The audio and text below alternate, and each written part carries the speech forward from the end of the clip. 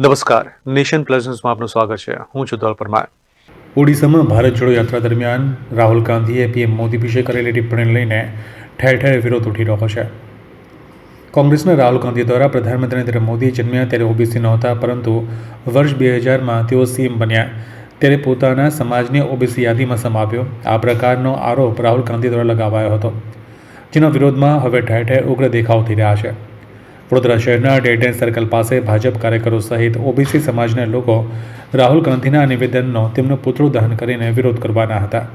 જે બાબતની જાણ થતાં રાહુલ ગાંધીના પુતળા કબજે કરવા માટે પોલીસ એક્શનમાં આવી હતી, જ્યાં ભાજપના કાર્યકરો અને પોલીસ વચ્ચે ઘર્ષણ પણ સર્જાયું હતું. આ ક્ષણે પુતળું બચાવવા માટે ભાજપના કાર્યકરોએ દોડ લગાવી હતી, જોકે પુતળા દહન થાય તે પહેલાં જ પોલીસે કબજે કર્યા હતા. જોકે પુતળા દહન વિના જ રાહુલ ગાંધીનો વિરોધ કરવામાં આવ્યો હતો.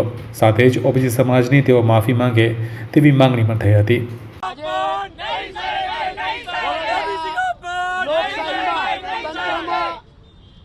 છેલ્લા 48 કલાકમાં 24 કલાકમાં કોંગ્રેસના નેતૃત્વ ઘણા એવા રાહુલ ગાંધીએ સૌથી મોટી પાર્ટી કોંગ્રેસ પાર્ટીએ એમના નેતૃત્વએ એમણે જે ઓબીસી સમાજ માટે જે નિવેદન આપ્યું છે એના માટે અમારો બક્ષીપન મોરચો સખત રીતે વખોડી કાઢે છે.